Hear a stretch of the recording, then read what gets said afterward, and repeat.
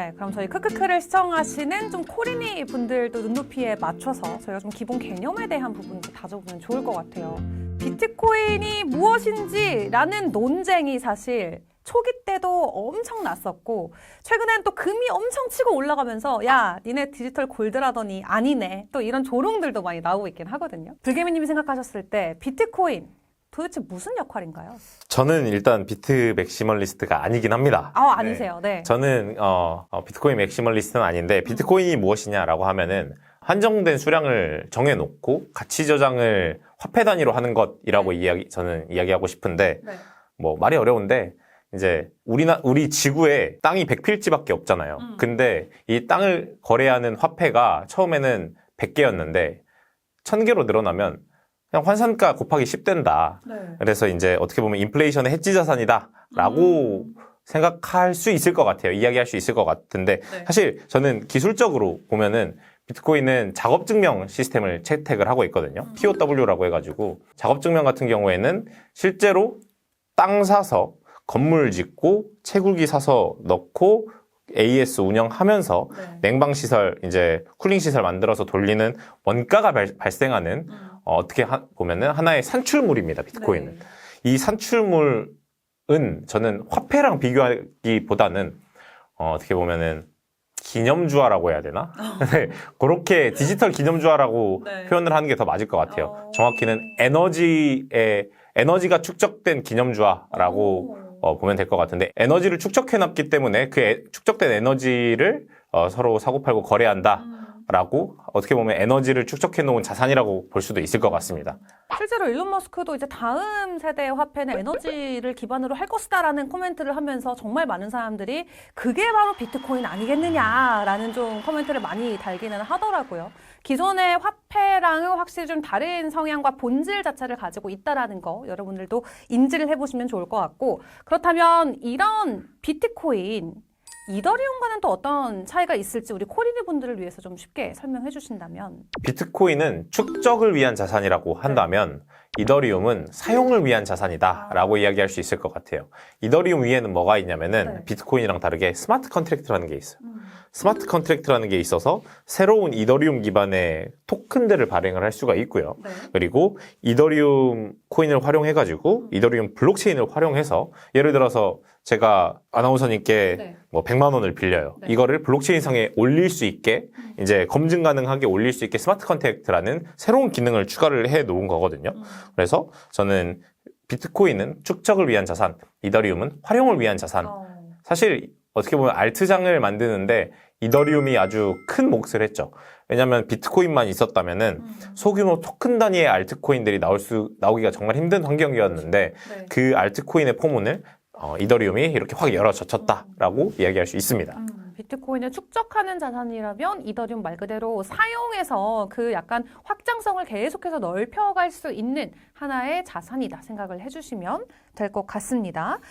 사실 비트코인과 이더리움에 대한 이야기만 했지만 우리 시장에 정말 많은 종목과 코인들이 있잖아요. 수십만 개 코인들이 계속해서 생성이 되고 있는 상황인데 국내 거래소에서는 일단 거래소가 자체적으로 검증을 해가지고 원화 상장을 하지만 그것만 해도 사실 수백 개나 된단 말이죠. 그렇다면 내가 100만 원이든 1000만 원이든 1억 원이든 어떤 투자하고자 하는 자본이 있어요. 이 포트폴리오의 좀 비율을 어떻게 가져가야 될지 많은 분들 고민하실 것 같아요. 좀 안전 추구형과 그래도 확실한 좀 수익을 원하시는 분들은 이런 방법도 고려해 보세요가 있다면. 이거는 저는 크립토에 노출시킬 자산의 규모보다 네. 내가 100억을 가지고 있는 사람이 1억을 투자하는 거랑 10억을 가지고 있는 사람이 1억을 투자하는 거랑 1억을 가지고 있는 사람이 1억을 다 투자하는 건 완전 다른 얘기거든요. 다르죠. 이게 먼저 선행되어야 될 것 같아요. 이제 그래서 저는 100억을 네. 기준으로 하면 너무 많기 때문에 내 순 자산이 1억이다 라고 하면 저는 얼마나 담아야 될까요? 1000만 원 정도는 크립토에 노출시키는 게 필요하지 않나. 그럼 전체 자산의 10%. 10%는 네. 크립토. 네. 근데 이제 이 1000만 원도 한 번에 이제 갖다 때려박는 게 아니라 그냥 무조건 드립다 갖다 사는 게 아닙니다. 이 1000만 원을 또 나눠가지고 네. 뭐 100만 원, 200만 원, 300만 원 단위로 나눠서 뭐 비트코인을 살 수도 있고요. 네. 내가 정말 적극적, 공격적인 투자를 하려면은 하고 싶다면은 네. 알트코인을 살 수도 있고 더 이제 그 규모를 확 줄이는 대신 빠른 시간 내에 강한 수익률을 보고 싶다고 하면은 레버리지도 한번 사용을 해볼 수 있는 거고 네. 왜냐면 레버리지도 사용을 해봐야 나중에 안 써요. 그렇죠. 네. 내가 당해봐야. 네. 작은 돈으로 이게 처음에 지금 레버리지로 100만 원 네. 날리면은 이제 레버리지가 무서운 줄 알고 안 하거든요. 맞아. 근데 나중에 내가 10억을 벌었을 때 레버리지를 하게 되면 1억 네. 넣으면 1억 다 날라가요. 100만 원일 때 미리 이거 왜 하면 안 되는 네. 거구나라는 걸 이제 체득을 해야 된다고 생각합니다. 먼저 말씀드리고 싶은 게 저는 매우 공격적인 투자 성향을 추구를 합니다. 네. 제가 1억이 있다면 1000만 원을 크립토에 넣어서 50% 정도는 현금으로 두고 네.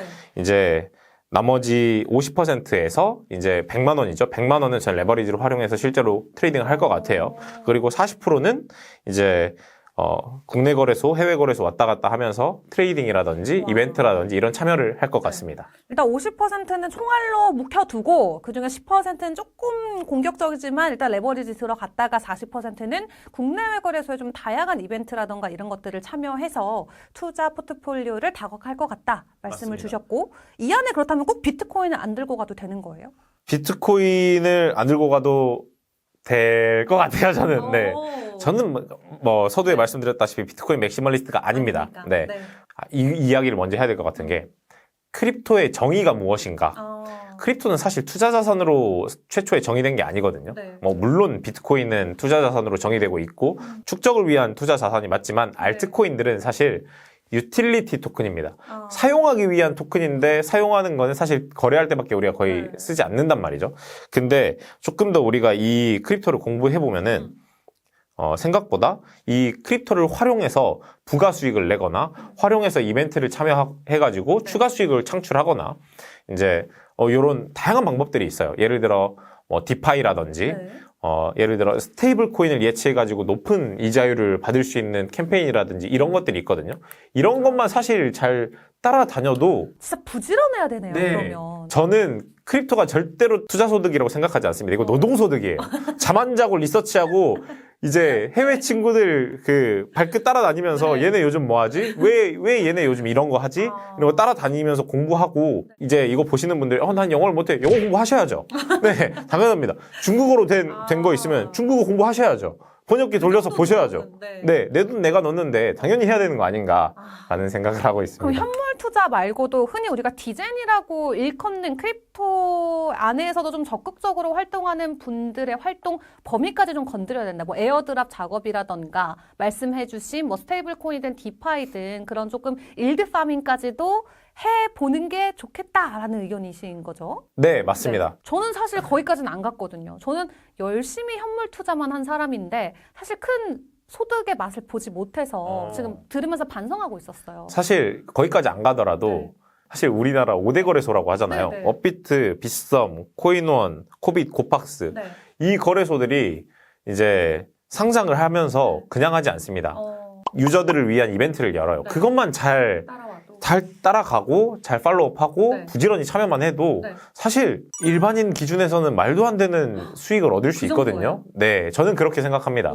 네, 더 이제 내가 부지런하다면 가족들 옹기종기 이제 모여 앉아가 저희 집은 그렇게 해요, 실제로. 네, 그리고 이거 하다 보면 이게 재미가 있고 수익이 나잖아요. 그러면은 누나랑 아빠가 에어드랍 작업이 뭐야? 디파이가 뭐야? 먼저 물어봐요. 이 코인 왜 주는 거야?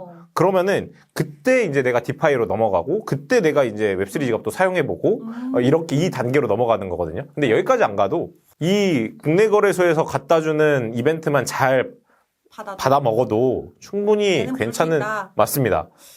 그래요. 근데 또 워낙 이런 이벤트들을 알려주시고 또 이끌어주시는 게 국내에서는 거의 두 손가락 안에 드시는 게 바로 지금 여러분들께서 보고 계시는 불개미님이시기 때문에 앞으로 매주 불개미님과 방송하면서 여러분들이 만약 놓칠 법한 그런 이벤트들도 저희 방송을 통해서 꼭 챙겨 가보시길 바라겠습니다. 저희 시청자분들을 위해서 앞으로 잘 알려주실 수 있죠?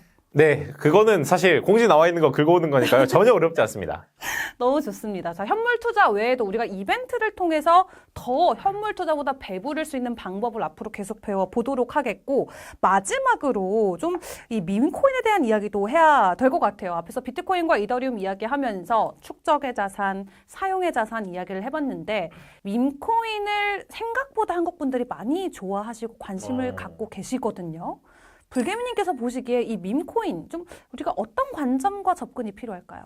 진짜 개인적인 관점으로 정말 개인적으로. 저는 밈코인을 하시는 분들은 네. 이제 1억이 있는 사람이 1,000만 원을 크립토를 한다면 1,000만 원 중에서 30만 원 정도만 하시는 게 좋지 않을까.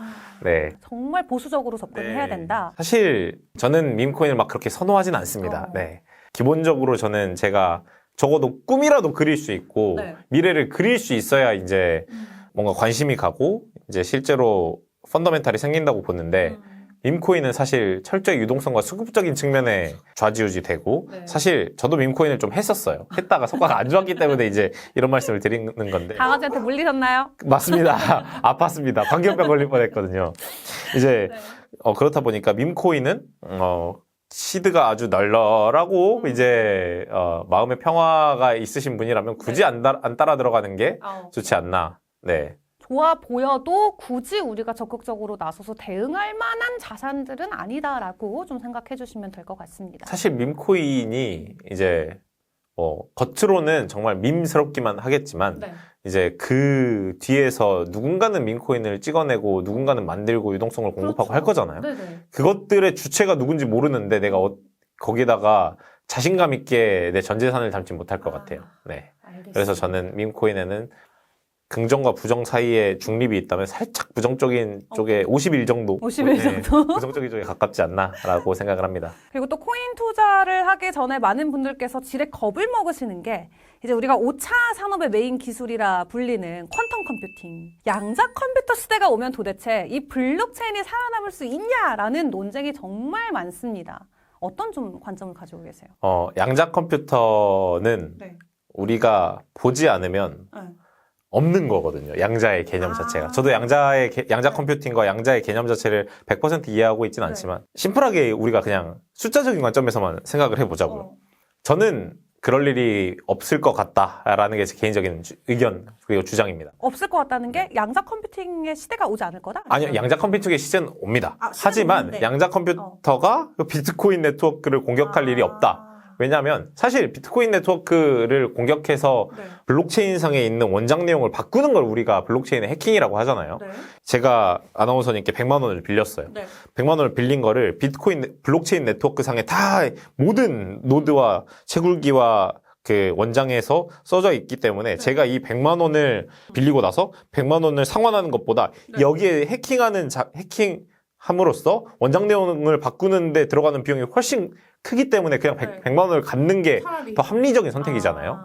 양자 컴퓨터 이게 얼마나 비싸고 좋은 자산인데 비트코인을 10분 양보해서 해킹을 했다고 치자고요. 원장 내용을 바꿨다고 칩시다.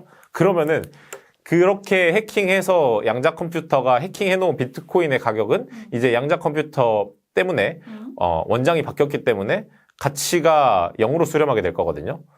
내가 돈을 들여서 이 자산을 취득함으로 인해서 이 자산의 가격이 0으로 간단 말이죠. 정말 불합리한. 할 필요가 없네요. 네, 할 이유가 없는 거죠. 네. 만약에 일론 머스크급의 말도 안 되는 부자여가지고 나는 세계 정의를 위해서 양자 컴퓨터를 비트코인 네트워크를 공격하는 데 쓰겠어. 그 사람이 공격한다고 해서 엄청난 리소스가 들어가고 공격하는 순간 자기의 양자 컴퓨터와 그 공격한 양자 컴퓨터 사용 시간만큼의 비용과 비트코인 이 트릴리언 달러 이상의 이제 자산이 증발할 가능성이 있기 때문에 게임 이론에 입각해서는 그런 일이 있을 수가 없다. 왜냐하면 하면은 나한테 손해니까. 하면은 그 손해니까요. 가치가 오히려 0에 수렴하기 때문에 약간 애가 아니고서는 굳이 맞습니다. 그럴 필요가 뭐가 있냐라는 거죠. 애도 적당히 이제 손실이면은 애 하면서 하는 건데 이게 말도 안 되는 돈이잖아요. 그러니까. 네, 지금 비트코인이 맞는 말씀이죠. 전 세계 자산에서 12, 11이 이렇게 왔다 갔다 하고 있는데 그 자산을 공격해가지고 차라리 털어도 은행을 털어서 현금을 빼가는 게 빠르지. 낫죠. 굳이 어려운 블록체인 풀어가지고 맞습니다. 비트코인 해킹하는 순간 어차피 얘네들은 다 0이 돼야 되기 때문에 노터치겠다 차라리. 맞습니다. 사실 지금도 비트코인은 그러네요. 해킹을 할 수가 있죠. 전 세계 채굴기의 51% 점유한 다음에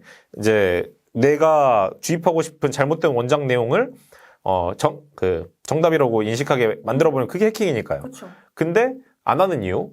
비싸기 때문이죠.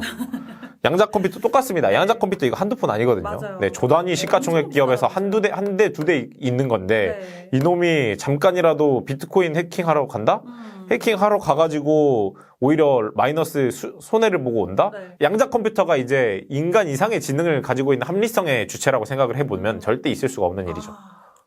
이 말씀을 또 딱 들으니까 양자가 절대 비트코인을 탐내할 만한 자산은 아니구나라는 거에 좀 안도가 되는 것 같습니다. 우리는 AI 옆에서 빨리 가서 이제 붙어가지고 이제 친한 척 해야 되는데 어떻게 보면은 네. 그 학교에서 그 싸움이 붙으면 짱끼리 싸우지 저기 쩌리들은 그냥 우리는 그냥 조용히 이렇게 그렇죠. 예. 자 옆에서 이제 대장들끼리 네. 붙으니까. 맞습니다. AI랑 양자랑 싸우는 거 오케이. 근데 우리는 한 2인자 정도니까 2인자가 되고 싶어하는 2.5인자. 네. 우리는 애초에 그 판에 안 껴줍니다. 네. 진짜 그 네. 정도로 하지만 우리 일반인이 보기에는 훨씬 더 이제 먹을 게 많기 때문에 우리는 크립토를 공부하고 투자를 하는 거죠. 너무 명쾌하게 좀 설명을 주셔서 여러분들께서도 이해가 바로 되셨을 것 같습니다. 마지막으로 이제 우리가 크크크로 일단 먼저 인사를 드렸지만 앞으로 데일리로 저희가 또 시청자분들께 인사를 드리게 되잖아요. 저희 시청자분들께 앞으로 이렇게 좋은 방송 만들겠다. 많은 기대해달라. 또 한마디 부탁드리겠습니다. 네, 뭐 사실 제가 앞으로 말씀드릴 거는 뭐 특별하거나 저만이 가지고 있는 뭔가는 아닐 거예요. 이제 다만 잘 흩어져 있는 데이터들을 잘 모아서 시장 방향이 어느 방향으로 흘러가고 있는지 요 정도 이정표 역할을 제가 해드릴 수는 있겠다. 하지만 결국에 서울대를 가고 싶으시면은 직접 공부를 하셔야 된다라고 말씀을 드리고 싶습니다. 너무 현실 조언이었습니다. 결국에는 우리가 직접 공부를 하지 않고는 얻어지는 건 없다 말씀을 주셨고 그것을 저희 방송을 통해서 여러분들 충분히 이뤄내실 수 있다는 점 꼭 기억해 보시길 바라겠습니다. 네, 오늘도 댓글 이벤트 가지고 왔는데요. 불개미님의 영상을 시청하시고 불개미님을 위한 응원의 댓글 남겨주시면 추첨을 통해서 커피 쿠폰 쏴드리도록 하겠습니다. 자, 오늘 처음 시청자 여러분께 인사드렸는데요. 지금까지 메가 KOL 불개미님과 함께했습니다. 고맙습니다. 감사합니다.